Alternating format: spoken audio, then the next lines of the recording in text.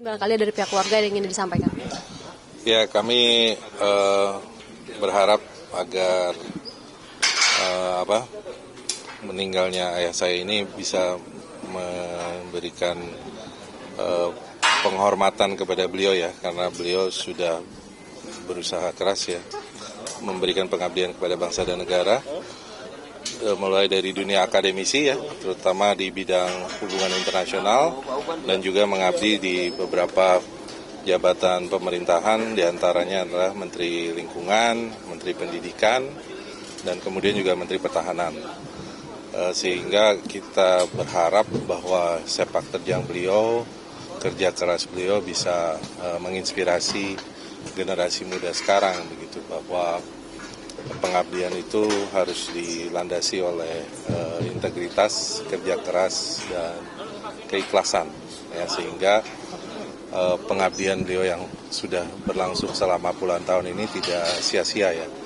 Dan harapan keluarga ya, kita berharap apa yang sudah diajarkan beliau kepada para mahasiswa dan mahasiswinya yang sekarang sudah jadi pejabat dan pengambil kebijakan bisa meneruskan legasi beliau dalam pengabdian tersebut, terutama di bidang hubungan internasional dan tentu saja bidang pertahanan. Itu sih harapan. Mas, besoknya kan rencana kan juga disemayamkan di Kementerian Pertahanan ya. Mungkin bisa dijelaskan terkait dengan rencana besok jam berapa, terus nanti dikebumikan jam berapa? Jadi rencananya besok akan disemayamkan di gedung Urip Sumiharjo di Kementerian Pertahanan, dan setelah itu juga langsung dimakamkan di Taman Makam Pahlawan di Kalibata gitu ya rencananya.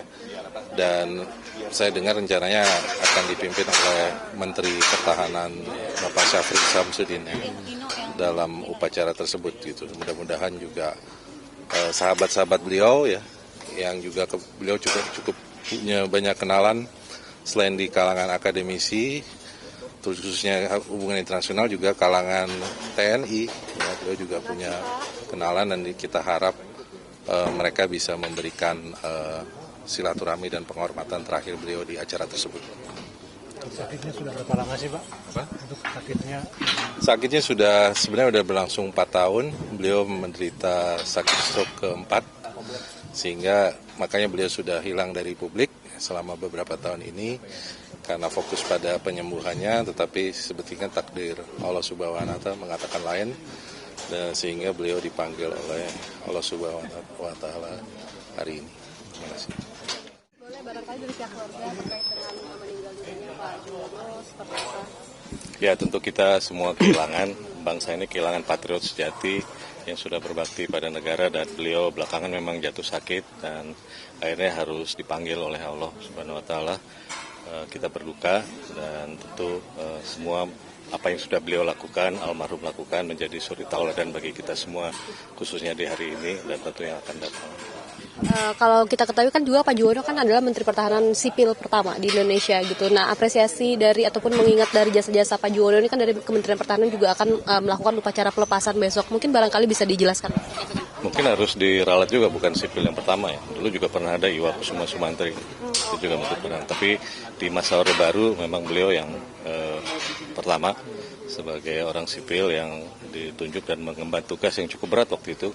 Banyak tugas-tugas yang mungkin menjelang reformasi, salah satunya kan mencoba memastikan bisnis TNI dan sebagainya bisa diatur lebih seimbang dan proper begitu ya.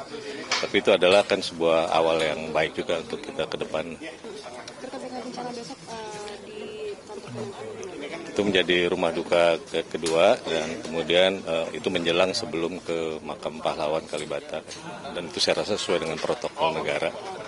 Pak, tadi kan disebutkan almarhum ini sempat mengalami sakit, mungkin bisa dijelaskan sakitnya apa sehingga harus dirawat di rumah sakit gitu sebelumnya? Sebenarnya sakitnya sudah cukup lama, dan kami bersyukur juga beliau bertahan dan berusaha, punya semangat yang tinggi sekali, dan bagian dari keluarga yang tak terpisahkan menjadi suri tauladan, tapi perjuangan beliau tentu ada batasnya, dan kami semua berduka. Dan ini memang sudah suratan, dan kami redo dan menerima dengan hati lapang, karena beliau akhirnya dipanggil oleh Allah, tapi juga kami tetap berduka sebagai manusia biasa. Dan mudah-mudahan apa yang sudah ditinggalkan oleh almarhum, baik waktu menjadi Menteri Pendidikan dan Menteri Pertahanan juga bisa menjadi contoh bagi yang lain di kemudian hari.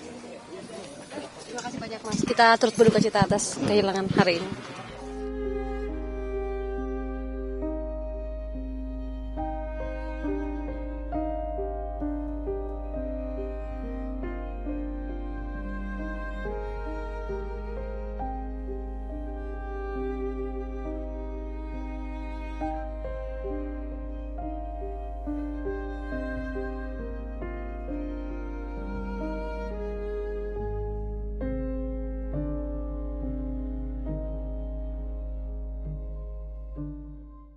Saudara, kecepatan informasi dan akurasi data adalah komitmen kami.